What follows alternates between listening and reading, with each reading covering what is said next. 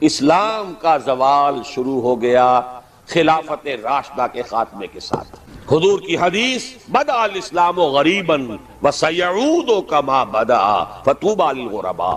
اسلام کمزور تھا، اجنبی تھا، غریب تھا، کوئی اس کا جاننے والا نہیں، پہچاننے والا نہیں، پرسان حال نہیں تھا، لیکن اب اللہ نے اسلام کو غلبہ دیا ہے۔ اب سبھی ٹھاڑے کے سب دوست ہیں، طاقتور کے تو سبھی جو ہے ساتھی ہیں، لہذا اب سب ساتھ دے رہے ہیں، لیکن تم دیکھنا اسلام بہت جلد پھر غریب ہو جائے گا۔ بدأ الاسلام غریبا وسیعود کما بدأ، فعل مضارع پر جب سین آتا ہے وہ ہے مستقبل قریب، قریب اسلام پھر غریب ہو جائے۔ اس کے بعد سے اب تک کی تاریخ اگر میں بیان کروں تو پھر صبح ہو جائے گی۔ حضور نے فرمایا اوتیت جوامع الکلم، مجھے اللہ تعالیٰ نے نہایت جامع کلمات عطا کیے ہیں۔ ایک حدیث کے حوالے سے اب تک کی تاریخ 14 برس سے چند سال کم کی تاریخ ایک حدیث میں۔ مسند احمد ابن حنبل کی روایت، نعمان ابن بشیر رضی اللہ تعالیٰ عنہ راوی۔ غالباً یہ کتاب کا یہاں تقسیم ہوا ہوگا، اس میں یہ حدیث کے ٹیکسٹ موجود ہیں۔ میں اگر لفظاً معاملہ لے کر چلوں گا تو معاملہ مشکل ہو جائے گا۔ ترجمہ بھی، متن بھی، یہ 4 ورقہ ہے، جنہیں نہیں ملا وہ جاتے ہوئے لیتے جائیں ضرور۔ حدیث کا لب لباب کیا ہے؟ حضور نے اپنے دور سے لے کر قیامت تک 5 ادوار گنوائے ہیں تاریخ کے۔ پہلا دور دور نبوت، دور سعادت۔ دوسرا دور خلافت علی منہاج النبوہ، نبوت کے نقش قدم پر، نبوت کے طریق پر خلافت۔ کیا مطلب؟ خلافت راشدہ میں وہ نظام جو کا تو قائم رہا جو محمد عربی صلی اللہ علیہ وسلم نے قائم فرمایا تھا۔ تیسرے دور کو کہا آپ نے ظالم ملوکیت، بادشاہت۔ بادشاہت کا ایک اعتبار سے تو آغاز حضرت معاویہ سے بھی ہو گیا رضی اللہ تعالی عنہ، کسری العرب کہا گیا انہیں، عرب کے کسریٰ۔ لیکن معاذ اللہ یہ ظالم کے لفظ کا اطلاق ان پر نہیں ہوگا۔ ان کے 20 سالہ دور خلافت میں نہ کوئی خانہ جنگی، نہ کسی کو قتل کیا گیا، نہ کسی کے پر زیادتی کی گئی، پرامن تھا۔ اگرچہ خلافت راشدہ میں اہل سنت بھی اسے شمار نہیں کرتے، اپنی ذات میں تو راشد تھے کہ نہیں، خلیفہ تھے کہ اپنے وہ صحابی تھے کہ نہیں، اور صحابہ اولئک ہم الراشدون۔ لیکن خلافت راشدہ، خیر اہل تشیع کی جو رائے ہے وہ تو خیر علیحدہ ہے، اہل سنت جو ہے وہ بھی خلافت راشدہ میں شمار نہیں کرتے۔ ابو بکر، عمر، عثمان، علی اور آگے 6 مہینے حضرت حسن کے بھی بعض حضرات شامل کرتے ہیں، تو ایک حدیث کے مطابق 30 سال کی مدت مکمل ہو جاتی ہے۔ ملوکیت اصولی اعتبار سے حضرت معاویہ کے دور میں شروع ہوئی، لیکن ظالم ملوکیت یزید کے دور سے شروع۔ اب جو دور شروع ہوا اس میں کربلا بھی ہے۔ حضرت حسین ابن علی رضی اللہ تعالی عنہما، ان کے ساتھی، ان کے خاندان والے کس طرح شہید، اور صرف وہی نہیں ہوئے، عبداللہ ابن زبیر رضی اللہ تعالی عنہما وہ بھی شہید کیے۔ حرم مکہ رنگین ہوا خون سے، ان کی لاش ٹنگی رہی بہت دنوں تک۔ مدینہ بھی نہیں بچا، واقع حرہ میں مدینہ کی حرمت جو ہے اس کو بٹا لگایا گیا۔ یہ دور ملوکیت کے سیاہ کارنامے، حجاج کے ہاتھوں سینکڑوں تابعی شہید ہوئے۔ مسلمانوں کا دور تو ابھی عروج کی طرف جا رہا ہے، اسلام کا دور غربت شروع ہو چکا ہے۔ اسلام اور مسلمانوں کو علیحدہ علیحدہ شے سمجھیے، ساتھ نہیں۔ پہلے 30 برس بھی ساتھ تھے، بلکہ حضور کے 23 برس بھی شامل کر لیجئے، پہلی نصف صدی جو ہے وہ ساتھ ساتھ ہے۔ دین کا بھی عروج ہو رہا ہے، ساتھ ہی امت مسلمہ کا عروج بھی۔ اس کے بعد امت مسلمہ تو چڑھتی جا رہی ہے اور دین گرنا شروع ہو گیا۔ ویسے یہ بات ذہن میں رکھیے کہ وہ 2-4 دنوں میں نہیں گرا۔ کھنڈر بتا رہے ہیں عمارت عظیم تھی، یہ 6 منزلہ عمارت، شاہ اسماعیل شہید نے اس اصطلاح کو استعمال کیا ہے۔ یہ 6 منزلہ عمارت کوئی 1000 بلکہ 1200 برس میں جا کر زمین بوس ہوئی ہے، لیکن ہے پھر وہ گریجول ڈکلائن۔ تو تیسرا دور حضور نے فرمایا ظالم ملوکیت، چوتھا دور فرمایا غلامی والی ملوکیت، ملکن جبرین۔ پہلے تو 1000 برس تک بادشاہ مسلمان تو تھے، چاہے ان میں بدماش بھی تھے، عیاش بھی تھے، ظالم بھی تھے، اچھے بھی تھے، نیک بھی تھے، آخر انہی میں صلاح الدین ایوبی بھی تھے، انہی میں نور الدین زنگی بھی تھے، انہی میں اورنگزیب بھی تھے، انہی میں التتمش بھی تھے، اچھے بھی تھے، اس میں کوئی شک نہیں، لیکن تھے بادشاہ، خلیفہ تو نہیں تھے۔ لیکن یہ کہ اکثر و بیشتر کا معاملہ تو وہی ہے، عیاشیاں ہیں، محل بن رہے ہیں، تاج محل بن رہے ہیں، الحمراء بن رہا ہے، جہاں جائے کوئی اقبال اور جا کر رو کر آ جائے۔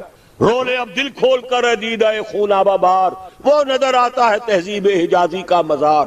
یہ وہ دور تھا کہ جو تھا تو دور ملوکیت، لیکن بہرحال ملوک مسلمان تھے۔ چوتھا دور آیا جبکہ غلامی کے ساتھ ملوکیت۔ کیا مطلب؟ ملکہ برطانیہ کے رعایا بن گئے تھے کہ نہیں ہم؟ ملکہ معظمہ وکٹوریا، غلام احمد قادیانی نے جو ان کی مدح لکھی ہے، جو خطابات دیے ہیں، ان کی جو اس زمانے کی تصانیف ہے انہیں پڑھیے تو صحیح۔ کہیں ہم برطانیہ کے غلام، کہیں ہم فرانسیسیوں کے غلام، کہیں ہم ولندیزیوں کے غلام، کہیں ہم اطالویوں کے غلام۔ اس صدی کے آخر میں وہ نقشہ آ گیا، شروع میں 20ویں صدی کے شروع میں، جس کا نقشہ حضور نے ایک حدیث میں کھینچا تھا۔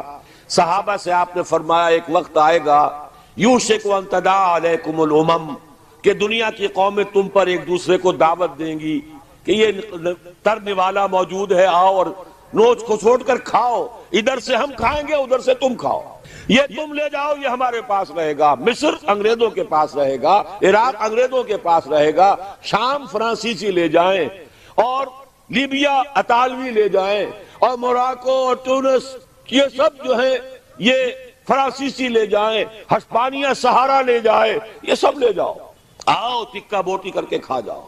سلطنت عثمانیہ ختم، 1924 میں خلافت بھی ختم، نام کی خلافت، حقیقی خلافت نہیں تھی۔ پھر بھی جیسا کہ میں نے آپ کو بتایا بڑی طاقت تھی اس میں۔ خلیفہ اگر جہاد کا اعلان کر دیتا اس گئے گزرے دور میں بھی، تو جیسے کہ اس انگریز کمانڈنٹ نے کہا تھا کہ لاکھوں مسلمان نکل آئیں گے سروں سے کفن باندھ باندھ، اس میں کوئی شک۔ یہ تھا چوتھا دور، اور تھا نہیں ابھی ہے۔ یہاں سے اب ذرا بات شروع ہو رہی ہے، اچھی طرح سمجھ لیجئے۔ کہنے میں تو یہ آتا ہے اور تاریخ بھی یہ بتاتی ہے، حقائق بھی کچھ اس طرح کے ہیں کہ اس صدی کے آغاز میں تو اسلام اور مسلمان دونوں انتہائی زوال کو چلے گئے، اس کے بعد سے عروج شروع ہوا ہے کچھ۔ تقریباً 25 برس میں تمام عالم اسلام آزاد ہو گیا۔ سن 47 میں پاکستان بن گیا، مشرقی اور مغربی پاکستان 2 خطوں پر مشتمل۔ انڈونیشیا آزاد ہو رہا ہے، ملیشیا بن گیا ہے، ایک ایک کر کے عرب ممالک آزاد ہو رہے ہیں۔ تمام مسلمان ممالک تقریباً اکثریت والے آزاد ہو گئے۔ لیکن یہاں سے نوٹ کیجئے، دم لیا تھا نہ قیامت نے ہنوز، پھر تیرا وقت سفر یاد آیا۔ یہ جو کولونیلزم تھا جس کی بساط لپیٹی گئی ہے اس صدی کے وسط میں، یہ کرسچین کولونیلزم تھا۔ انگریز کون تھے؟ عیسائی۔ فرانسیسی کون تھے؟ ولندیزی کون تھے؟ ہسپانوی کون تھے؟ اطالوی کون تھے؟ یہ عیسائیوں کی کولونیل حکومتیں، نو آبادیاتی حکومتیں۔ وہ بساط ذرا طے ہوئی تھی کہ اسی وقت ورلڈ بینک قائم ہوا، کچھ عرصے بعد IMF قائم ہوا، اور اس سازش کا سارا سلسلہ شروع ہو گیا جو خلیج کی جنگ کے بعد عوام کے سامنے بھی علم نشرہ کر دی گئی۔ وہ سازش کیا ہے اسے سمجھ لیجئے۔ چوتھا دور ابھی جاری ہے، اس کو مختصر طور پر تو یوں کہوں گا کہ ایک سیلاب آ رہا ہے نیو ورلڈ آرڈر کے نام سے۔ نیو ورلڈ آرڈر، اور نیو ورلڈ آرڈر اصل میں کیا ہے؟ براہ راست حکومتیں نہیں ہوں گی دوسروں کی، انہی میں سے لوگوں کو بٹھاؤ، لیکن مالیاتی شکنجے میں جکڑ لو، کام یہ کریں، محنت یہ کریں، صبح سے شام تک مشقت یہ کریں، اپنے سودی نظام سے، اپنے ورلڈ بینک سے، اپنے IMF سے ان کی محنت اور ان کی کمائی کی ملائی کھینچتے چلے جاؤ، چھاچ ان کو بھی دیتے رہو۔ یہ پورا فلسفہ یہود کا ہے، زائنزم کے نام سے جو دنیا میں چل رہا ہے۔ یہود کا کہنا یہ ہے کہ اصل انسان صرف ہم ہیں، 13 ملین یا 14 ملین، 1.5 کروڑ سے بھی کم انسان دنیا میں یہودی ہے۔ وہ کہتے ہیں اصل انسان ہم ہیں، باقی یہ 6 ارب جو بھیڑ نظر آتی ہے دنیا میں، یہ اصل میں حیوان ہے، شکلیں انسانوں کی سی ہیں، یہ گوئمز ہیں، یہ جینٹائلز ہیں۔ ان گوئمز اور جینٹائلز کا خون چوسنا ہمارا حق ہے، جیسے گائے کا دودھ پینا ہمارا حق ہے، بیل کو ہل میں جوتنا ہمارا حق ہے، گھوڑے کو ٹانگے میں جوڑنا ہمارا حق ہے۔ البتہ گائے کو بھی کچھ چارہ تو ڈالنا پڑے گا نا، بھوکی مرے گی تو دودھ کہاں سے لوگے؟ گھوڑے کو بھی شام کو کچھ دانہ ڈالو گے تو اگلے روز اسے ٹانگے میں جوت سکو گے۔ اس درجے میں اس بقیہ نوع انسانی کو سبسسٹنس لیول کے اوپر تو باقی رکھو، باقی ان کی محنت، ان کی کوشش، ان کی جد و جہد، گھوڑے پر اگر آپ نے جو بھی ٹانگے باندھ ہے اس نے اگر 100 روپے شام تک کمائے ہیں تو 20-25 تو بہرحال گھوڑے پر بھی ڈالے گا، باقی اس کی کمائی ہے۔ سبسسٹنس لیول ان کو دو تاکہ یہ کل بھی کام کرنے کے قابل ہو، لیکن سارا سودی نظام کے ذریعے سے ان کا خون ہم کشید کرتے چلے۔ یہ نیا مالیاتی عالمی استعمار ہے، وہ استعمار اور تھا، وہ کولونیل رول۔ انگریز آ گیا، اب انگریز جب ہندوستانیوں کو نظر آتے تھے تو ہندوستانیوں کا خون جوش میں آتا تھا کہ نہیں؟ بغاوت کرتے تھے، مارتے تھے، پھر وہ ہندوستانیوں کو مارتے تھے۔ تو مار رہے ہیں اور مر رہے ہیں، یقتلون و یقتلون۔ حاصل کیا ہے؟ ہمیں آم کھانے سے غرض ہے، پیڑ گرنے سے کیا فائدہ؟ اگر ہم ان کی کمائی، ان کی محنت اسے کشید کرتے چلے جائیں، اس کو کھینچ کر لے جائیں، تو خام خواہ ان کے اوپر براہ راست حکومت کرنے سے حاصل کیا ہے؟ یہ ہے چوتھا دور جس کی نئی شکل صرف بدل گئی ہے۔ پورے عالم اسلام میں حکومت میں وہی لوگ بیٹھے ہیں، عدل بدل وہ کرواتے رہتے ہیں۔ ایک زیادہ بدنام ہو گیا یا ہو گئی، چلو اس کو ہٹاؤ، دوسرا لے آؤ۔ کچھ دنوں کے بعد اسے زیادہ بدنام ہو جائے گی یا ہو جائے گا، تیسرے کو لے آئیں گے۔ الیکشن کراتے رہو، یہ اسی میں مگن رہے۔ الیکشن ممبری کرسی صدارت بنائے، خوب آزادی نے پھندے، اٹھا کر پھینک دو باہر گلی میں، نئی تہذیب کے انڈے ہیں گندے، یہ اقبال کہہ کے گیا ہے۔ لیکن لگائے رکھو، انہیں کرکٹ کے میچ میں الجھائے رکھو، دیکھتے رہے صبح سے شام تک بیٹھے ہوئے، انہیں پتہ ہی نہ چلے کون ہمارا خون چوس رہا ہے، کتنی جوکیں لگی ہوئی ہیں میرے جسم کے ساتھ اور وہ میرے خون کو چوس رہی ہیں، انہیں پتہ ہی نہ ہو۔ مست رکھو، اقبال نے تو کہا تھا نا، مست رکھو ذکر و فکر صبح گائی میں اسے۔ اس سے کہیں زیادہ لذت جو ہے وہ اب وہ میچ دیکھنے میں آ رہی ہے۔ لگاؤ ان کو، طرح طرح کے نام سے جو ہے جوئے کے اندر لگاؤ۔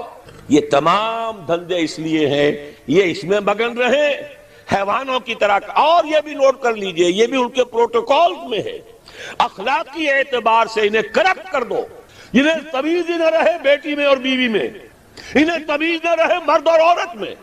حیوان، بالکل حیوان، حیوان۔ انسانیت کہیں رہ گئی تو کسی وقت بغاوت کا اندیشہ ہے۔ عورت کو باہر نکالو گھر سے، اسے شمع محفل بناؤ، اسے ہتھیاروں، اسے اشتہاروں کا موضوع بناؤ۔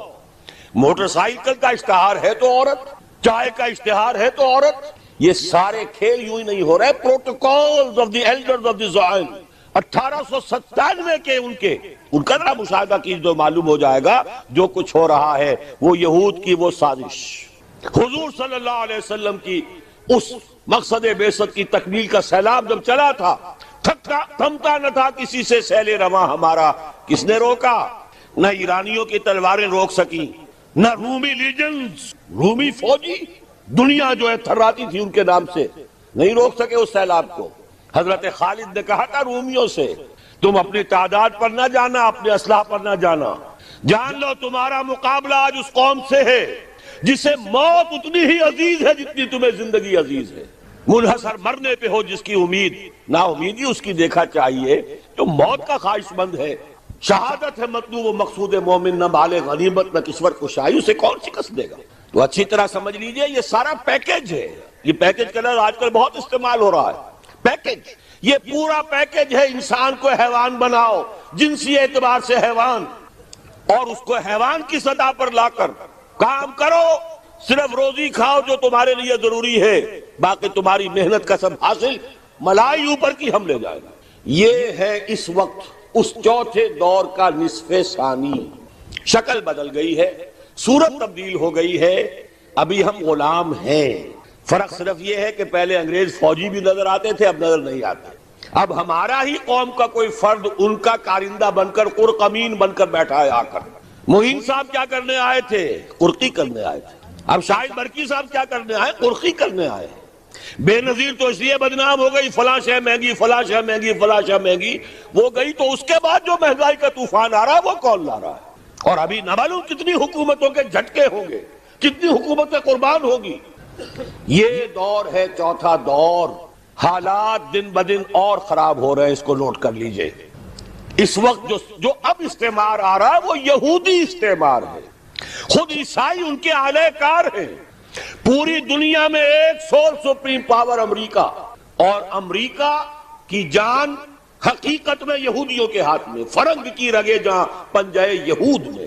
بظاہر آپ یہ کہہ سکتے ہیں U N O, new world order کی امین، کسٹوڈین کون؟ U N O. U N O کون؟ امریکہ کی لونڈی، اور امریکہ کی جان کس کے ہاتھ میں؟ یہودیوں کے ہاتھ میں۔ یہ عالمی استعمار، اس کا طوفان چلا رہا ہے۔ آخری ٹکراؤ ہونا ہے امت محمد اور یہود کے مابین۔ شیطانی قوت کا سب سے بڑا نمائندہ یہودی، وہ جو اقبال نے اشعار کہے تھے، دنیا کو ہے پھر مار گئے روح و بدن پیش، تہذیب نے پھر اپنے درندوں کو ابھارا، اللہ کو پامر دیے مومن پہ بھروسہ، ابلیس کو یورپ کی مشینوں کا سہارا۔ لیوسیفر، اس کا اعلی کار آرڈر آف الومیناٹی، اس کے اعلی کار میسنز، فری میسنز، فلاں اور فلاں اور فلاں، زائنزم کے نام سے تحریک۔ 2000 برس کے بعد یہودیوں کی حکومت قائم ہو گئی 1948 میں نے 2000 برس کہے تھے پہلے بھی۔ سن 70 عیسوی میں یہ بے دخل کیے گئے تھے فلسطین سے اور یروشلم سے۔ ان کا ہیکل سلیمانی، اور وہ بھی نمبر 2 تھا، سیکنڈ ٹیمپل۔ پہلا ٹیمپل پہلے نبوکدنضر کے ہاتھوں یا بخت نصر کے ہاتھوں برباد ہوا تھا، وہ تو حضرت مسیح سے بھی 600 برس قبل۔ پھر انہوں نے بعد میں بنایا اپنا ٹیمپل، سیکنڈ ٹیمپل کہلاتا ہے۔ سن 70 عیسوی میں رومنز نے اسے بھی گرا دیا، وہ آج تک گرا پڑا ہے، اس کی صرف ایک دیوار سلامت ہے، کوئی چھوٹی سی کہیں، جس کو ویلنگ وال کہتے ہیں۔ وہاں جاتے ہیں، زیارت کرتے ہیں اور سر پھوڑتے ہیں اپنا اور ماتم کرتے ہیں، روتے ہیں۔ سن 70 میں انہیں جو دیش نکالا ملا تھا فلسطین سے، تو یوں سمجھئے کہ تقریباً 550 برس کے بعد حضرت عمر رضی اللہ تعالیٰ عنہ کے ہاتھوں جب یروشلم فتح ہوا ہے، اس کے بعد سے انہیں یروشلم میں داخلے کی اجازت ملی۔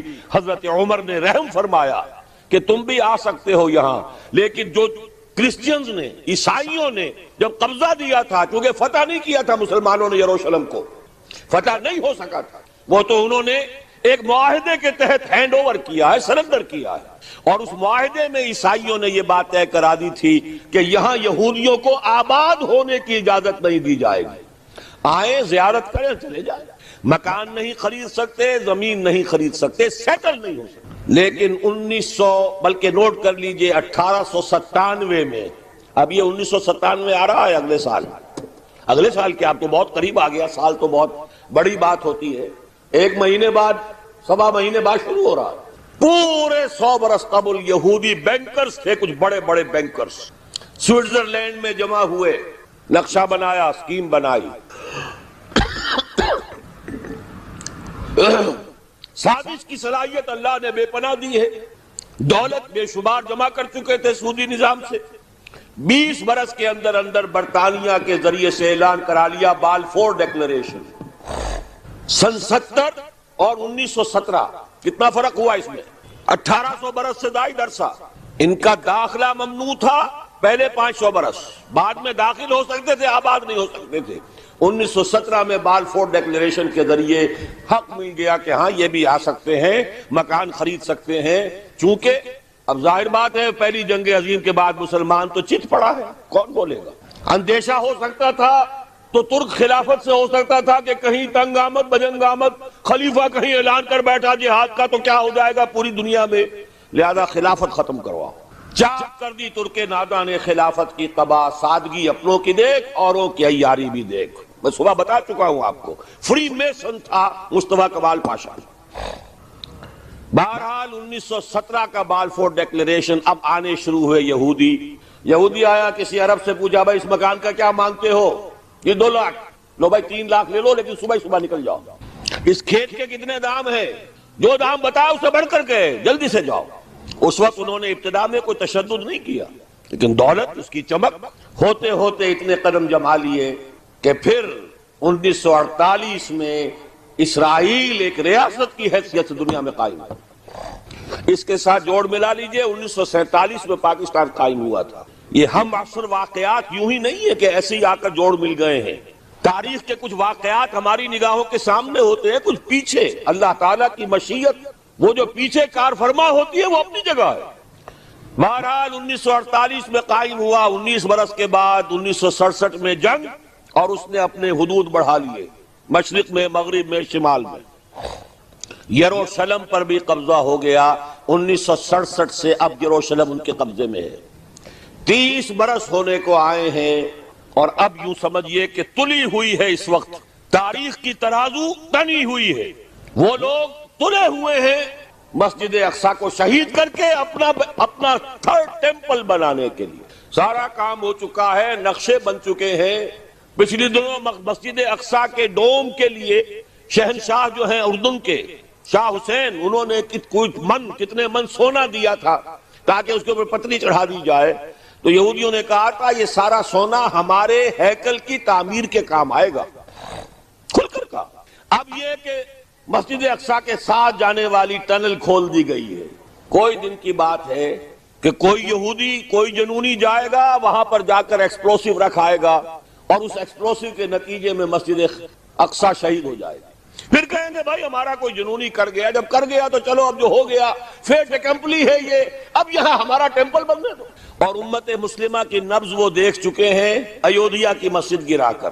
پوری دنیا میں کسی مسلمان کو محسوس ہی نہیں ہوا، ہندوستان کا مسلمان کھڑا ہوا احتجاج کے لیے، غیر منظم مشتعل ہو گیا، پولیس کے ہاتھوں 6000 آدمی مارا گیا، پاکستانی اٹھے مندر گرا دیے اور پھر وہ زکوٰۃ کے پیسوں سے بنا کر دیے۔ باقی پورے عالم عرب میں کسی کو محسوس بھی نہیں ہوا کہ کوئی واقعہ ہوا ہے۔ دیورس RSS کا جو گرو تھا، ابھی مرا نہیں ہے لیکن اپنی صحت کی خرابی کی وجہ سے اس نے ایک چوتھے گرو کو حوالے کر دیا ہے، RSS راشٹریہ سیوک سنگھ۔ اس نے یہ سرکولر ایشو کر دیا تھا پورے ہندوستان کی ہندو جماعتوں، انجمنوں، سوسائٹیوں کو۔ اب ہمیں طے کر لینا چاہیے اور کھل کر کہنا چاہیے کہ ہندوستان کی سرزمین کو مسلمان کے وجود سے ہم پاک کریں گے۔ اور میں تمہیں پورا اطمینان دلاتا ہوں کہ کہیں کوئی ری ایکشن نہیں ہوگا، کوئی تھوڑا سا پاکستان میں، کوئی بنگلہ دیش میں، ان کی ہمیں پرواہ نہیں ہے۔ انہیں پورا یقین ہے عالم عرب اور بقیہ پورا عالم اسلام بولے گا نہیں۔ بہرحال یہ جو فضا تنی ہوئی ہے اس کے حوالے سے اب میں صرف آخری بات آپ سے کروں گا۔ فضا بہت خراب، حالات بہت خراب، لیکن اس مایوسی کے اندھیارے میں خوشخبری ہے محمد الرسول اللہ صلی اللہ علیہ وسلم کی عطا کردہ کہ یہ چوتھا دور بھی بالآخر ختم ہوگا اور 5واں دور آئے گا۔ ثم تکون خلافتا علی منہاج النبوہ، پھر دور آئے گا خلافت علی منہاج النبوہ کا۔ پوری حدیث اس کتابچے میں ہے، دیکھ لیجئے گا۔ اور اب جب یہ خلافت آئے گی، 2 حدیثیں اور موجود ہیں جو میں نے شروع میں پڑھی بھی ہیں، ان کا حاصل یہ کہ اب گلوبل ہوگی، پوری دنیا میں ہوگی، کل کرۂ ارضی پر ہوگی، تمام عالم انسانیت پر ہوگی۔ آج دجالی فتنے کے بارے میں کچھ باتیں آپ کے گوش گزار کروں گا۔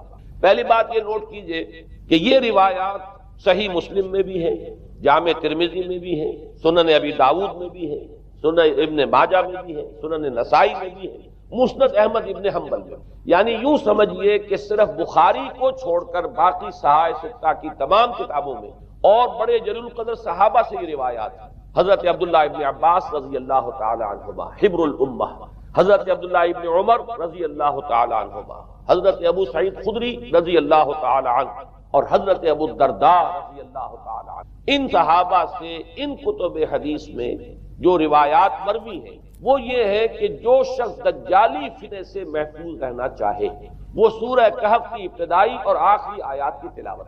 بعض روایات میں تو صراحت ہے ابتدائی اور آخری، بعض میں مطلقاً فرمایا گیا کہ 10 آیات سورہ کہف کی انسان کو دجال کے فتنے سے محفوظ۔ اس اعتبار سے جو تعلق ہے ان آیات کا دجالی فتنے کے ساتھ وہ گویا کہ احادیث صحیحہ سے ثابت ہے۔ نمبر 2 بات جو اب میں عرض کرنا چاہتا ہوں وہ یہ ہے کہ احادیث نبویہ ہی سے دجالی فتنے کے بارے میں جو باتیں ہمیں معلوم ہوتی ہیں وہ کیا ہے، دجال کے کیا اوصاف ہوں گے، کیا خصائص ہوں گے، دجالی فتنے کے کیا مظاہر ہوں گے، کیا آثار ہوں گے، کیا اثرات ہوں گے۔ اس کی وضاحت میں پہلے تو ایک بات نوٹ کر لیجئے، ایک ہے دجالی فتنہ، ایک ہے ایک شخص معین المسیح الدجال، ان دونوں میں فرق ہے۔ معلوم ایسا ہوتا ہے کہ ایک وہ شخص ہوگا جس کا ظہور ہوگا، وہ شخص معین ہے، اور اگر احادیث کا تتبع کیا جائے تو معلوم ہوتا ہے کہ وہ یہود کا کوئی بہت بڑا لیڈر ہوگا، اور آخری زمانے میں قریب قیامت کا جو زمانہ ہے، قرب قیامت کا، اس میں جو بڑی عظیم جنگیں ہونے والی ہیں، ان میں جب یہودیوں اور مسلمانوں کا مقابلہ ہوگا اور بہت کریٹیکل سٹیج پر وہ مقابلہ پہنچا ہوا ہوگا، اس وقت حضرت مسیح علیہ السلام کا نزول ہوگا اور وہ دجال اکبر کو یا المسیح الدجال جسے کہا گیا ہے اس کو وہ قتل کرے۔ تو المسیح الدجال یہ تو ایک شخص معین، البتہ دجالی فتنہ صرف ایک شخص معین کے ساتھ نہیں متعلق، بلکہ اس کے لیے جو احادیث آئی ہیں ان کا جب ہم تتبع کرتے ہیں، ان سب کو جب جمع کرتے ہیں تو معلوم ہوتا ہے کہ وہ ایک خاص کیفیت ہے، ایک خاص دور میں کچھ ایسی کیفیات پیدا ہو جائیں گی کہ جن کو دجالی فتنے سے تعبیر کیا گیا ہے۔ وہ کیفیات کیا ہیں؟ میں کچھ احادیث کے حوالے سے وہ میں نوٹ کر کے لایا ہوں، آج آپ کے سامنے رکھ رہا ہوں۔ پہلی بات یہ معلوم ہوتی ہے کہ اس دور میں، اس دجالی فتنے میں، انسان کو جو قواعد طبعیہ ہیں، جو قدرت کی طاقتیں ہیں، کائناتی قوتیں ہیں، ان پر غیر معمولی غلبہ، اقتدار، اختیار حاصل ہو جائے گا، اور وہ دجال متصرف ہوگا ان تمام قواعد طبعیہ پر، بالکل ایسے انداز میں جیسے کبھی انبیاء کرام علیہ السلام کو اللہ تعالیٰ معجزے عطا فرمایا۔ وہ معجزے کہ جو اللہ تعالیٰ کے فضل و کرم سے اللہ کے رسولوں کو عطا ہوئے ہیں، گویا کہ وہ سب کی سب کیفیات ہیں کہ جو دجال کے بارے میں قرآن مجید یا احادیث نبیہ میں وارد ہے۔ مثلا پہلی بات یہ بتائی گئی کہ اس کے لیے فاصلہ بے معنی ہو کر رہ جائے گا، انتہائی تیز رفتاری ہوگی جو اسے حاصل ہوگی۔ چنانچہ الفاظ یہ ہے کالغیث استدبرت بردی، وہ ایک ایسے طوفان کے مانند جو ہے وہ سیلاب آئے گا کہ جیسے کوئی بہت زوردار آندھی جو ہے اس کے ساتھ طوفان آیا کرتا ہے۔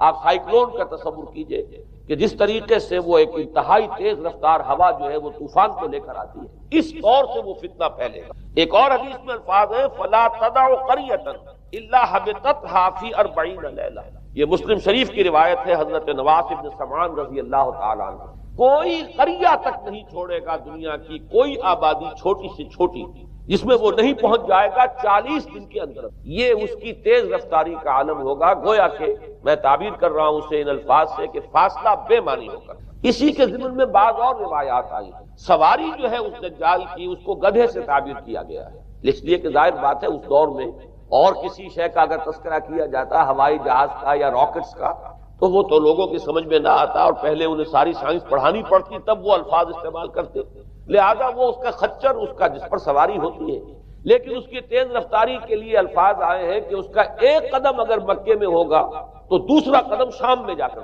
اور الفاظ یہ آئے ہیں کہ اس کے دونوں کانوں کے درمیان فاصلہ جو ہے وہ 40 باع کا یعنی 80 ہاتھ کا ہوگا، بلکہ حضرت علی رضی اللہ تعالیٰ عنہ کے خطبے میں جو اس کا بیان ہوا ہے کہ اس کا ایک کان جو ہے وہ 30 ہاتھ لمبا کان ہوگا۔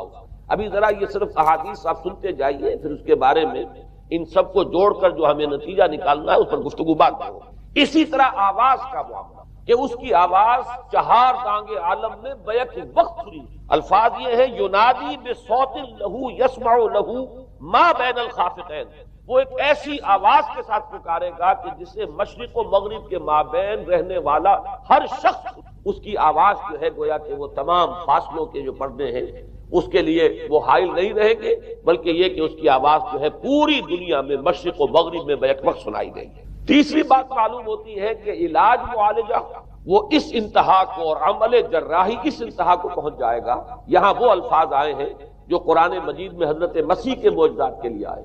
حضرت مسیح کے الفاظ جو ابرئ الاکمہ والابرص کہ میں مادر ذات اندھے کو اور جو کوڑھ کا مرض تو ان دونوں کو میں ٹھیک کر دیتا ہوں۔ حضرت مسیح علیہ السلام صرف ہاتھ پھیرتے تھے اور مادر ذات جو نابینا ہے، اندھا، بینائی اس کی آ جاتی تھی، اور کوڑھی جو ہے اس کے جسم پر ہاتھ پھیرتے تھے اس کا کوڑھ درست ہو جاتا تھا۔ ابرئ الاکمہ والابرص، وہی الفاظ آئے حدیث میں کہ دجال کو یہ قدرت حاصل ہے۔ نمبر 2 یہ کہ وہ یحیی الموتیٰ، جیسے کہ حضرت مسیح کے الفاظ ہیں وہ احیی الموتیٰ، میں زندہ کرتا ہوں مردے کو۔ حضرت مسیح فرماتے تھے ایک مردے کو قم باذن اللہ اور وہ کھڑا ہو جاتا تھا۔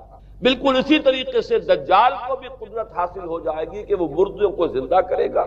مزید وضاحت ایک حدیث میں یہ ہے کہ وہ ایک شخص کو آری کے ساتھ بیچ میں سے چیرے گا، 2 ٹکڑے کر دے گا، پھر سیدھے گا اور زندہ کرے گا۔ معلوم یہ ہوا کہ علاج معالجے کا علم اور دوسرے یہ کہ جراحی کا علم جو ہے وہ اپنی ان بلندیوں کو پہنچے گا کہ اس حد تک انسان کی رسائی ہو جائے گی۔ چوتھی بات، اس کو زمین اور فضا پر اس قدر غلبہ حاصل ہو جائے گا۔ الفاظ یہ حدیث کے یامر السماء فتمطر، وہ آسمان کو حکم دے گا بارش برسا اور وہ بارش برسائے گا۔ والارض فتنبت، اور زمین کو حکم دے گا کہ فصلیں اگا، اور وہ اگائے گی، ویمر بالخربۃ فیقول لها اخرجی کنوزک، اور وہ کسی ویرانے پر سے گزرے گا اور اسے حکم دے گا، ویران چٹیل میدان، اور حکم دے گا کہ اپنے خزانے نکال، اور فرمایا اس کا نتیجہ یہ نکلے گا فتتبعہ کنوزها، تو اس زمین کے جو خزانے ہیں وہ نکل کے اس کے ساتھ چلنے شروع، زمین پر قدرت، فضا پر قدرت، بارش کا حکم ہوگا وہ بارش ہو جائے گی، آسمان بارش برسائے گا، زمین اپنے خزانے اگل دے گی۔ پانچویں بات، وَيُبْعَثُ مَعَهُ الشَّيَاطِينُ عَلَى صُورَةٍ مَّن مَاتَ، اس کے ساتھ کچھ ایسے شیاطین مبعوث ہوں گے کہ جو ان صورتوں کو اختیار کریں گے ان لوگوں کی جو مر چکے ہیں، من الآباء والأمہات والمعارف، جو آباء و اجداد اور مائیں اور دادیاں اور جو بھی جان پہچان والے لوگ ہیں جو فوت ہو چکے ہوں گے، وہ ان کی صورت اختیار کریں گے، فَتَأْتِيَ أَحَدَهُمْ وَيَقُولُ أَلَسْتُ فُلَانًا أَلَسْتَ تَعْرِفُنِي، پھر وہ آئے گا اور وہ شیاطین آئیں گے اور انسان سے کسی سے بات کریں گے، کیا تم مجھے نہیں پہچانتے، کیا میں تمہارا فلاں رشتہ دار نہیں ہوں، اپنی نشانیاں بیان کریں گے اور لوگ پہچانیں گے۔ یہ وہ احادیث ہیں کہ جن کا جو نتیجہ نکلتا ہے اس کو پہچان لیجئے۔ وہ نتیجہ یہ ہے کہ حضور صلی اللہ علیہ وسلم نے دجالی فتنے کے جو اوصاف بیان کیے یا جو علامات بیان کی، ان کا حاصل یہ ہے کہ سائنس اور ٹیکنالوجی کی وہ بلندیاں انسان کو حاصل ہو جائیں گی کہ جو چیزیں کبھی رسولوں کے معجزوں سے ظہور پذیر ہوتی، وہ قوانین طبیعہ پر تصرف کے باعث خود انسان کرنے لگے۔ یہ ہے در حقیقت حاصل۔ چنانچہ آج آپ دیکھیے وہ جو اس کا گدھا ہے وہ ہمارے آج کل کے ہوائی جہاز ہے، اور آپ کو معلوم ہے کہ یہ رڈار جو ہے ان کے ہوائی جہازوں کے، یہ بالکل اینڈز پر ہوتے ہیں ان کے بازوؤں پر، اور یہی ان کے کان ہیں، انہی سے انہیں وہ معلومات حاصل ہوتی ہیں، خود ان کی لمبائی چوڑائی جو ہے وہ کتنی ہے، اور پھر یہ کہ ان کے درمیان فصل جو ہے وہ 80 ہاتھ کا یا 40 باہ کا وہ موجود ہے، اور جہاز کی ایک اڑان اب تو کہیں بات پہنچ گئی کہ آپ کو معلوم ہے کہ پوری دنیا کے گرد بھی ایک جہاز جو ہے وہ چکر لگا لیتا ہے چند گھنٹوں کے اندر۔ لیکن یہ ہے کہ عام جو رفتار ہے اس میں بھی ایک پڑاؤ سے دوسرے پڑاؤ تک، ایک جگہ سے جس کو ہاپ کرنا کہتے ہیں، یہ بھی کم سے کم 500-700 میل کا عام طور پر سفر جو ہے وہ جہاز طے کر رہا ہے۔ اسی طریقے سے ہماری جو سائنس کی، خاص طور پر جو طبی سائنس ہے، اب اس میں جس طریقے سے کہ زندہ رکھا جاتا ہے انسانوں، اور وہ ویجیٹیبل چاہے کہا گیا ہے ان کو ہیومن ویجیٹیبل، لیکن یہ کہ دل کی دھڑکن بھی چلائے جا رہے ہیں، خوراک بھی پہنچا رہے ہیں، آدمی جو ہے وہ زندہ سال ہر سال تک زندہ پڑا رہا ہے۔ اور یہ کہ سرجری بعض جانوروں پر تو یہ بات ہو چکی کہ کاٹے گئے ہیں اور پھر ان کو سی دیا گیا ہے، جوڑ دیا گیا ہے۔ یہ تمام جو بھی معجزے ہیں اس وقت سائنس دکھا رہی ہے۔ اسی طرح اگر یہ معجزہ دیکھنا ہو کہ زمین لقد جہاں کہیں کوئی آثار نہیں تھے کسی ایک پتے تک کے اگنے کے، اگر وہاں لہلہاتے ہوئے آپ کو چمن دیکھنے ہو، تو ویسے سب سے پہلے تو یہ معاملہ ہوا تھا اسرائیل نے جو کر کے دکھایا تھا، لیکن اب تو آپ ابو ظبی چلے جائیے، سعودی عرب میں چلے جائیے۔ سعودی عرب کے اندر حال یہ ہے کہ آپ اگر ہوائی جہاز سے سفر کریں ریاض سے جدہ تک، تو آپ کو جگہ جگہ بڑے سرکولر پیچز نظر آئیں گے جہاز سے، نہایت گرین، اور اس کے اندر جو ہے آرٹیفیشل اریگیشن کے ذریعے سے، اور بہت عمدہ وہاں کاشت ہو رہی ہے، اور بہت خوبصورت فارم ہے وہ تمام کے تمام سرکولر پیچز، اس لیے کہ جو اریگیشن ہوتی ہے وہ ان ویلز کے ذریعے سے ہوتی ہے کہ جو ایک سرکل میں چلتے ہیں، اور پانی کی وہ آرٹیفیشل بارش جو ہے وہ ہوتی رہتی ہے۔ باقی یہ کہ فضا سے آرٹیفیشل رین، یہ تو بہت ہی سادہ سی بات ہے کہ فضا کے اندر ایٹماسفیرک کنڈیشن کو ذرا تبدیل کیا جائے تو بارش آ جاتی ہے۔ اور باقی رہ گیا آواز کا یہاں سے وہاں جانا، وہ تو آواز ہی نہیں، اب تو آپ صورتیں دیکھ رہے ہیں۔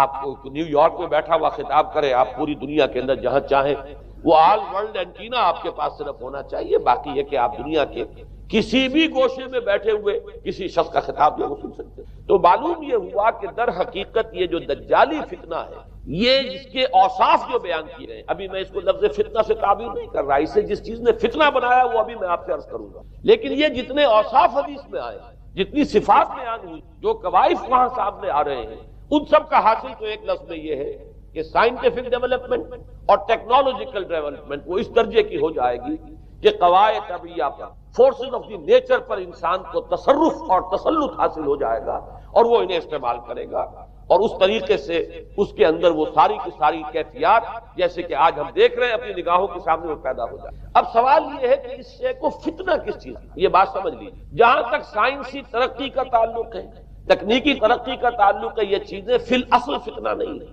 یہ تو وہ علم آدم الاسماء کلہا کا ظہور ہے۔ اللہ تعالیٰ نے ازل میں حضرت آدم علیہ السلام کو جو صلاحیت عطا فرما دی تھی، یہ ایکسفولیشن ہے اس کا ظہور ہے. جیسے کہ آم کی گٹھلی میں آم کا درخت ہے، لیکن ظاہر بات ہے کہ اس کو درخت بننے میں وقت لگتا ہے. پہلے وہ 2 پتے نکلتے ہیں، پھر وہ بڑھتا ہے معاملہ، کئی سال میں جا کر وہ درخت جو ہے وہ جوان ہوگا اور وہ پھل دے گا. اسی طریقے سے یوں سمجھئے کہ بالقوہ وہ علم حضرت آدم علیہ السلام کو دے دیا گیا، یعنی وہ صلاحیتیں ودیت کر دی گئی، وہ فیکلٹیز، سمع اور بصر اور فؤاد، دیکھو سنو نتیجہ نکالو اور آگے بڑھو. آپ نے چیز دیکھی، ایک سنی، نتیجہ نکالا، اس کو نوٹ کیا، آگے بڑھے، پھر کوئی چیز دیکھی، پھر کوئی سنی، اپنے سابق جو نتیجہ آپ نے نکال کر محفوظ کیا تھا اپنی میموری میں، اس کے ساتھ اس کو ٹیلی کیا، کوئی اور نتیجہ نکل آیا اور آگے بڑھے. تو یہ تو سٹیپ بائی سٹیپ، قدم با قدم انسانی علم آگے بڑھ رہا ہے. یہ ہرگز فتنہ نہ ہوتا، میرے الفاظ پر توجہ کیجئے، اگر اس کے ساتھ متوازن طور پر ایمان اور روحانیت کا ارتقا بھی ہو، اگر اس کے ساتھ اللہ کی معرفت، اللہ کی محبت، آخرت کا ایمان، منزل انسان کی جو ہے وہ آخرت ہے، دنیا نہیں ہے، اگر یہ چیزیں ساتھ کے ساتھ ہوتی تو یہ ہرگز فتنہ نہیں. فتنہ در حقیقت اسے جس نے بنایا ہے وہ یہ ہے کہ کچھ ایسے اسباب ہوئے ہیں، اور وہ اسباب آج مجھے بیان کرنے کہ در حقیقت موجودہ عیسائیت اس کا سب سے بڑا سبب ہے. اس کے نتیجے میں ایک بہت بڑا گیپ ہے، اپالنگ گیپ ہے، بڑا مہیب خلا ہے، بڑی وسیع خلیج ہے جو حائل ہو چکی ہے کہ ایمان اور روحانیت ختم ہوتے چلے گئے اور یہ ٹیکنیکل اور سائنٹیفک ڈیولپمنٹ بڑھتی چلی. ان دونوں کے درمیان جو مہیب خلا پیدا ہوا ہے اس فتنہ بنا دیا ہے، اور عظیم ترین فتنہ بنا. ورنہ اگر اس کے ساتھ ہی اللہ پر ایمان، آخرت پر ایمان، اور انسان کے اندر ایمانی کیفیات، اس کی روحانی کیفیات اگر یہ بھی برقرار رہتی، بلکہ اس کے ساتھ متوازن طور پر ان کو ترقی کرنا چاہیے، تو یہ ہرگز فتنہ نہیں ہے. تو پہلی بات یہ سمجھ لیجئے کہ اگرچہ دجالی فتنے کے جو صفات، اس کے اوصاف، اس کی علامات، اس کے مظاہر جو بھی حدیث کے ذریعے سے ہمیں معلوم ہے، جس کا میں نے ابھی آپ کے سامنے تذکرہ کیا، وہ سب در حقیقت تعبیر ہے اس دور کا جو محاورہ ہے، اس دور کی جو زبان ہے، اس دور میں جن الفاظ سے گفتگو کی جا سکتی تھی، اس دور کے ایڈیم میں آج کی جو سائنٹیفک اور ٹیکنالوجیکل ترقی ہے گویا کہ اس کی تعبیر کی گئی ہے کہ وہ دجالی فتنہ ہوگا. لیکن اس شے کو فتنہ بنانے والی شے در حقیقت یہ ہے کہ ایک بہت بڑی خلیج حائل ہو چکی ہے ایمان اور روحانیت، اور دوسری طرف سائنٹیفک اور ٹیکنالوجیکل ڈیولپمنٹ میں ان دونوں کے درمیان اتنا بعد اور فصل پیدا ہو گیا ہے کہ جس کی وجہ سے اس نے فتنے کی شکل اختیار کی. اس کا سبب کیا ہے، آج ہمیں اس پر غور کرنا. دیکھیے حضرت مسیح علیہ السلام کا دین، اور جیسا کہ میں نے عرض کیا اس سورہ کہف کے پہلے رکوع میں تذکرہ ان کا ہو رہا ہے، وَيُنذِرَ الَّذِينَ قَالُوا اتَّخَذَ اللَّهُ وَلَدًا مَا لَهُم بِهِ مِنْ عِلْمٍ وَلَا لِآبَائِهِمْ كَبُرَتْ كَلِمَةً تَخْرُجُ مِنْ أَفْوَاهِهِمْ يَقُولُونَ إِلَّا كَذِبًا فَلَعَلَّكَ بَاخِعٌ نَفْسَكَ عَلَىٰ آثَارِهِمْ إِن لَّمْ يُؤْمِنُوا بِهَٰذَا الْحَدِيثِ أَسَفًا. ان آیات کا پہلے ترجمہ آپ سن لیجئے، جو پہلی آیات ہے ان کا ترجمہ ہم کر چکے ہیں. کل حمد اس اللہ کے لیے ہے جس نے اپنے بندے پر کتاب نازل فرمائی اور اس میں کوئی کجی نہ رکھی، جو بالکل سیدھی ہے اور خبردار کرتی ہے ایک ایسی بڑی عظیم اور مہیب جنگ سے کہ جو خاص اللہ کی طرف سے ہوگی، اور بشارت دیتی ہے مومنین کو جو نیک عمل کریں کہ ان کے لیے بہت بڑا اور بہت عمدہ اجر ہے. ماکثین فیہ ابدا، وہ اس میں رہیں گے ہمیشہ ہمیشہ. وَيُنذِرَ الَّذِينَ قَالُوا اتَّخَذَ اللَّهُ وَلَدًا، اب دوہرا کر بات آئی، اور تاکہ خبردار کر دے ان کو جنہوں نے یہ کہا کہ اللہ نے کسی کو اپنا بیٹا بنایا. مَا لَهُم بِهِ، نہیں ہے ان کے پاس اس کے بارے میں کوئی علم، وَلَا لِآبَائِهِمْ، نہ ان کے آباء و اجداد کے پاس کوئی علم تھا، کوئی عقلی دلیل نہیں، کوئی اللہ کی اتاری ہوئی کسی کتاب میں، اللہ کے اتارے ہوئے کسی صحیفے میں اس کے لیے سند نہیں. وَلَا لِآبَائِهِمْ كَبُرَتْ كَلِمَةً تَخْرُجُ مِنْ أَفْوَاهِهِمْ، بہت بڑی بات ہے کہ جو نکل رہی ہے ان کے منہوں سے. إِن يَقُولُونَ إِلَّا كَذِبًا، نہیں بول رہے یہ، نہیں کہہ رہے یہ مگر جھوٹ. فَلَعَلَّكَ بَاخِعٌ نَفْسَكَ عَلَىٰ آثَارِهِمْ، تو اے نبی صلی اللہ علیہ وسلم شاید کہ آپ اپنے آپ کو ہلاک کر لیں گے ان کے آثار پر. یہ آثار کے لفظ کو میں ابھی جو کٹو رکھ رہا ہوں، بعد میں اس کی وضاحت کروں گا. إِن لَّمْ يُؤْمِنُوا بِهَٰذَا الْحَدِيثِ أَسَفًا، اگر یہ لوگ ایمان نہ لائے اس حدیث پر، یہ حدیث قرآن، اس پر اگر یہ ایمان نہ لائے، جیسے کہ وہاں فرمایا گیا تھا اگر رحمت خداوندی میں داخل ہونا ہے اے بنی اسرائیل تو یہ شاہدرہ ہے رحمت خداوندی کا قرآن حکیم، آؤ اور داخل.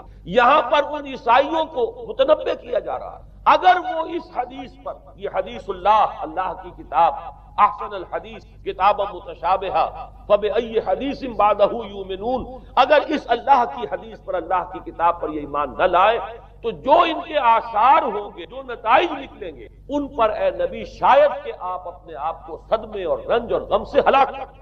یہ ہے در حقیقت وہ آیات کی جن میں تذکرہ ہو رہا ہے عیسائیت کا، لیکن عیسائیت سے مراد کیا ہے اسے سمجھیے۔ حضرت مسیح علیہ السلام کا دین تو بعین ہی وہی دین تھا جو دین آدم سے لے کر محمد تک صلی اللہ علیہ وسلم وعلیہ الصلوۃ والسلام جتنے انبیاء آئے ہیں ان کے دین میں کوئی فرق نہیں، دین توحید وہی ایمان، البتہ شرائع کے اندر شریعت اور کچھ تفصیلی احکام میں فرق ہوا ہے، شریعت موسوی اور شریعت محمدی میں علی صاحب الصلوۃ والسلام تھوڑا تھوڑا فرق ہے، دین ایک ہی۔ شرع لکم من الدین ما وصى به نوحا والذی اوحینا الیک وما وصینا به ابراہیم وموسیٰ وعیسیٰ، دین میں تو ہم نے وہی شے تمہارے لیے بھی معین کی ہے مسلمانوں کہ جس کی کہ ہم نے نوح کو وصیت کی تھی اور جس کی کہ ابراہیم کو اور موسیٰ کو اور عیسیٰ کو وصیت کی، دین ایک ہے۔ ان الدین عند اللہ الاسلام، تو دین مسیحی بھی وہی تھا بعین ہی جو دین محمدی ہے اور دین موسوی صلی اللہ علیہ وسلم علیہ الصلوۃ والسلام۔ البتہ حادثہ جو نہایت عظیم پیش آیا ہے اور وہ یہ ہے کہ ساؤل اس کا نام تھا پہلے، جس نے کہ اپنی زندگی میں حضرت مسیح علیہ السلام جب تک موجود تھے دنیا میں شدید انہیں تکلیفیں پہنچائیں، شدید ایذائیں پہنچائیں، ان کی مخالفت پر کمر بستہ رہا، لیکن اس کے بعد جب انہیں اٹھا لیا گیا یا عیسائیوں کے عقیدے کے مطابق وہ سولی دیے گئے، اور اس کے بعد ان کا عقیدہ بھی یہ ہے کہ سولی پانے کے بعد پھر وہ زندہ ہو کر آسمان پر چلے، جبکہ ہم یہ سمجھتے ہیں اور ہمارا ایمان ہے کہ انہیں سولی دی نہیں گئی بلکہ انہیں تو پہلے ہی اٹھا لیا گیا تھا، ان کی جگہ کوئی اور ہے۔ انجیل برنباس نے یہ بات بالکل واضح کر دی کہ در حقیقت وہی حواریین میں سے جس نے کہ غداری کی تھی اور پکڑوایا تھا، مخبری کی تھی، وہی ہے جس کی شکل بنا دی گئی تھی حضرت مسیح علیہ السلام کے جیسی مانند، اور وہ شخص ہے کہ جو سولی چڑھا ہے۔ بہرحال عیسائیت اس وقت جو اس کا عقیدہ ہے اور جو ہمارا عقیدہ اور ایمان ہے، ان دونوں کی روح سے حضرت مسیح علیہ السلام آسمان پر اٹھا لیا۔ اس کے بعد اس دین مسیحی میں نقب لگانے کے، جو دین مسیح اصل دین اسلام تھا، اس کو کرپٹ کرنے، ڈسرپٹ کرنے کے لیے، اس میں نقب لگانے کے لیے اس نے اپنے ایک مکاشفے کا ذکر کیا کہ میں آ رہا تھا سفر میں کہ مجھے حضرت مسیح نظر آئے ہیں آسمانوں میں، اور انہوں نے مجھے کہا ہے کہ اے ساؤل تو مجھے کیوں ستاتا ہے، اور تو اب فلاں جگہ جا اور میرے نام سے نبوت کر۔ اس کے بعد اس نے لبادہ اوڑھا عیسائیت کا، اور اس نے آ کر جس طرح عبداللہ ابن سبا نے محمد الرسول اللہ صلی اللہ علیہ وسلم کے دین میں نقب لگائی، اسی طریقے سے اس شخص نے دین مسیحی میں نقب لگائی۔ فرق یہ ہے کہ دین محمدی صلی اللہ علیہ وسلم، کیونکہ یہ آخری دین، اب کوئی اور رسول آنے والا نہیں، اللہ تعالیٰ کی طرف سے اس دین کو، اس شریعت کو ایک پروٹیکشن حاصل، لہذا ایک جزو کی حد تک گمراہی جو ہے پھیل سکی، کل پر محیط، لیکن بدقسمتی سے دین مسیحی کے بارے میں یہ ہوا کہ کچھ عرصے تک تو کشمکش رہی ہے۔ اصل دین مسیحی پر بھی جو کاربند لوگ تھے اور جو اس کے اوپر مستقیم رہے وہ قائم کچھ عرصے تک رہے ہیں، لیکن ہوتے ہوتے تقریباً اس دور تک آ کر جب کہ حضور کی بعثت ہوئی ہے، اصل دین مسیحی کے ماننے والے تقریباً ختم ہو چکے تھے، شاذ لوگ رہ گئے، اور ان میں بھی یہ جرت نہیں تھی کہ اپنے اصل دین کا وہ اظہار کرتے، بلکہ ہوتے ہوتے ان 600 سالوں کے اندر یہ ہوا کہ وہی پالزم جو ہے در حقیقت اس نے ہی مسیحیت کی شکل اختیار کر لی۔ یہ پالزم جو ہے یہ ہے در حقیقت، یوں سمجھیے کہ ادیان عالم کی تاریخ میں سب سے زیادہ گمراہ کن مذہب، جس کا رد عمل پیدا ہوا ہے یورپ میں، جس نے کہ اس دجالی فتنے کی شکل اختیار کی ہے۔ میں یہ چاہتا ہوں کہ اس کے ضمن میں چند باتیں آج آپ کے سامنے رکھوں۔ پال نے جو دین مسیحی میں یا دین اسلام میں جو صحیح دین ہے اللہ کا، اس میں 3 تبدیلیاں بنیادی کی۔ سب سے پہلا تو وہی جو قرآن کہہ رہا ہے الذین قالوا اتخذ اللہ ولد، مسیح کو، حضرت مسیح علی نبینا علیہ الصلوۃ والسلام، انہیں خدا کا بیٹا قرار دیا۔ اور اس میں بھی نوٹ کیجئے بیٹے کے لیے عربی زبان میں 2 لفظ ہیں، ابن اور ولد۔ ابن کا لفظ ذو معنیین ہے، 2 معنی ہے۔ ابن بیٹے کو بھی کہتے ہیں، اور ابن کا کوئی معنوی تعلق بھی ہو سکتا ہے، صرف بیٹا نہیں۔ ابن السبیل مسافر کو کہتے ہیں، راستے کا بیٹا، یعنی چونکہ راستے کے ساتھ اس کا ایک تعلق ہے، راستہ چل رہا ہے، وہ تو ابن السبیل ہے۔ ابن الوقت، وقت کا بیٹا، وہ وقت کا بیٹا اس معنی میں نہیں ہے، بلکہ یہ ہے کہ جو ہر وقت جو ہے حالات کے مطابق گرگٹ کی طرح اپنا رنگ بدلتا چلا جائے، چلو تم ادھر کو ہوا ہو جدھر کی، وہ ابن الوقت۔ تو ابن الوقت اسی طریقے سے جو میں نے دوسری مثال دی ہے، ان کو اگر آپ سامنے رکھیں گے تو معلوم یہ ہوا کہ ابن کے تو دونوں معنی ہو سکتے، لیکن ولد یہ بالکل مخصوص اولاد کے معنی میں ولد، یہ تو گویا کہ صلبی اولاد. اور عیسائیت وہ ہے مذہب کہ جس نے کہ بدترین شرک کی صورت اختیار کی ہے، اور ان کے ہاں عقیدے میں یہ الفاظ ہیں کہ مسیح اللہ کا، خدا کا صلبی بیٹا، تاکہ کوئی شک نہ رہ جائے کہ کوئی اور نسبت ہے جسے ابن سے تعبیر کیا گیا، کوئی اور تعلق ہے جس کے لیے یہ لفظ اختیار کیا گیا. صلبی کا لفظ استعمال کیا گیا ہے کہ یہ خدا کا صلبی بیٹا. اور یوں سمجھیے اب اس کا جو نتیجہ نکلا کہ بیٹا اگر کسی کا ہے تو ظاہر بات ہے کہ وہ ہم جنس ہے، ہم نوع ہے اپنے. انسان کا بیٹا انسان ہوگا، سید زادہ جو ہے سید کا بیٹا سید ہوگا، مغل کا بیٹا مغل ہوگا، گھوڑے کا بیٹا گھوڑا ہوگا، گدھے کا بیٹا گدھا ہوگا. معلوم یہ ہوا کہ بعین ہی جو کچھ باپ ہوتا ہے وہی بیٹا. لہذا اس لفظ نے در حقیقت شرک کی بدترین صورت اختیار کی کہ بالکل اللہ کے برابر، اللہ کا ہم نوع. گویا کہ بدترین شرک جو ہے شرک فی الذات ہے، اور شرک فی الذات کی بدترین صورت یہ ہے کہ جو عیسائیت میں آئی ہے کہ حضرت مسیح علیہ السلام کو اللہ کا صلبی بیٹا قرار دیا. اب اس کے نتیجے میں چونکہ ظاہر بات ہے کہ آخر بائبل بھی موجود تھی، اس بائبل کو ایک دم کیسے ختم کر دیتا سینٹ پال کہیں یا بہرحال میں تو لفظ سینٹ اس کے ساتھ استعمال نہیں کرنا چاہتا، لیکن چونکہ ہمیں یہ ہدایت ہے قرآن مجید کی بھی کہ جو باطل معبود بنا لیے جاتے ہیں انہیں بھی ہم کوئی ان کے لیے توہین والے الفاظ استعمال نہ کریں، لہذا میں یہ لفظ استعمال کر رہا ہوں، ورنہ جی تو چاہتا ہے کہ کوئی اور لفظ اس کے لیے استعمال کیا جائے. لیکن جو بھی اس وقت دنیا میں اس کا معروف نام ہے پال، سینٹ پال، تو اس نے چونکہ ظاہر بات ہے کہ پوری بائبل کو کیسے ختم کر دیتا، ایک دم تورات کو کیسے ختم کر دیتا. تورات تو آج تک چلی آ رہی ہے بائبل کے ساتھ ملی، یہ اولڈ ٹیسٹمنٹ، یہ نیو ٹیسٹمنٹ، یہ دونوں مل کر بائبل بنتی. لہذا اب گورکھ دھندا بنانا پڑا انہیں، وہ تسلیس والا گورکھ دھندا، 3 میں 1 1 میں 3، توحید بھی ہے تسلیس بھی ہے، 3 میں 1 1 میں 3. اور یہ وہ شے ہے کہ جس نے عقیدے کا تعلق عقل سے منقطع کر، اس سے سمجھ میں آنے والی بات ہے. 3 میں 1 1 میں 3 ایک گورکھ دھندا ہے. نتیجہ انہوں نے یہ نکالا کہ ڈوگما در حقیقت اس کا عقل سے کوئی تعلق نہیں، ڈوگما بس عقیدہ ہے، اور اس عقیدے ہی کے اوپر سارے دین کی بنیاد ہے. باقی وہ عقل میں آئے نہ آئے، عقل کے لیے قابل قبول ہو یا نہ ہو، یہ بات اچھی طرح سمجھ لیجئے کہ اگرچہ ہمارے ہاں ہم بھی یہ بات کہتے ہیں کہ بہت سے حقائق جو ہے کائنات کے وہ ایسے ہیں کہ جن تک عقل کی رسائی نہیں، اس کے لیے ہم مجبور ہیں، محتاج ہیں وحی کی ہدایت کے. لیکن 2 چیزوں میں فرق کی، ایک ہے عقل سے ماورا ہونا اور ایک ہے عقل کے خلاف ہونا. ان دونوں چیزوں میں زمین و آسمان کا فرق ہے. ایک وہ حقائق ہے کہ جو عقل از خود ان تک رسائی حاصل نہیں کر سکتی، لیکن جب وہ سامنے آتے ہیں تو عقل تسلیم کرتی ہے کہ ہاں یہ بات سمجھ میں آتی ہے. ایک وہ چیزیں ہیں کہ جن کو عقل تسلیم نہیں، تو ایک ہے مخالف عقل، ایک ہے ورائے عقل. ان دونوں میں زمین و آسمان کا. ہمارے دین میں تو عقل کو اپیل کیا گیا ہے، لعلکم تعقلون، لعلہم یعقلون اولو الالباب الذین یعقلون. اب ظاہر بات ہے کہ عقل کو ہاتھوں برہانکم ان کنتم صادقین، لاؤ دلیل اپنی، تو دلیل سے عقل سے اپیل کی. اور اس میں وہ رشتہ جو میں نے کئی مرتبہ بیان کیا علامہ اقبال کے اشعار کے حوالے سے کہ عقل گو آستاں سے دور نہیں، اس کی قسمت میں پر حضور نہیں، اور گزر جا عقل سے آگے کہ یہ نور چراغ راہ ہے، منزل نہیں. منزل تک تو عقل نہیں پہنچائے گی لیکن راستہ تو دکھاتی ہے، اور جب کہ وحی کی روشنی سامنے آتی ہے تو عقل اس کی تصدیق کرتی.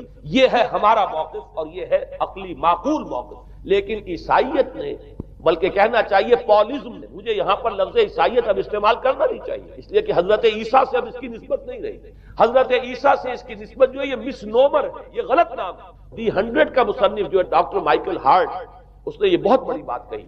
اس نے کہا در حقیقت موجودہ جو عیسائیت ہے اسے پالزم کہنا چاہیے. یہ پالزم ہے، کرسچینٹی نہیں ہے. اس لیے کہ در حقیقت حضرت مسیح علیہ السلام کی تعلیم جب تک وہ دنیا میں تھے وہ یہ نہیں تھی کہ جو پال نے. البتہ اس نے پال کو بہت بڑا شخص مانا، اس میں کوئی شک نہیں، اس لیے کہ اس شخص نے تاریخ کے دھارے کا جو ہے وہ رخ موڑ دیا ہے. اللہ تعالیٰ کے صحیح دین کو گویا کہ قلع کما کر کے ایک نیا دین اس طریقے سے پھیلایا ہے کہ آج بھی شاید دنیا میں کثیر ترین تعداد عیسائیت ہی کے نام لیواؤں کی ہے، واللہ عالم، یا شاید گوتم بدھ کے ماننے والوں کی ہے. بہرحال یہ کہ بہت بڑی تعداد میں آج حضرت مسیح علیہ السلام کی طرف جو منسوب ہے غلط طور پر دی، اس کے نام لیوا دنیا میں. اس اعتبار سے وہ یقیناً اس کا تو حق رکھتا ہے کہ اس کا نام بھی اس کتاب میں آئے کہ جس نے تاریخ کے اوپر اثرات اپنے. اور حضرت مسیح علیہ السلام جب تک دنیا میں تھے عیسائیت کی حقیقت بنی اسرائیل یا یہودیت کے ایک فرقے سے زیادہ ڈیٹیچ نہیں ہوا تھا یہ حضرت موسیٰ علیہ السلام کے، لیکن یہ کہ پال نے اسے بالکل ایک مستقل بذات ایک جدا گانا دین کی شکل دے دی، تو یہ پالزم نے در حقیقت سب سے پہلا کام یہ کیا کہ عقل سے بالکل تعلق منقطع کیا۔ عقیدہ ڈوگما جو ہے وہ خلاف عقل، جو بات عقل میں آئے نہ آئے بس مان لی۔ تو پہلی تو یوں سمجھیے کہ نقب جو لگی ہے دین کے اندر وہ اس تسلیس کے حوالے سے، اور تسلیس کا گورکھ دھندا خلاف عقل، لہذا ڈوگما کی جو کا لفظ استعمال ہوا ہے کہ بس اس کو تو ہم مانیں گے چاہے وہ عقل کے لیے قابل قبول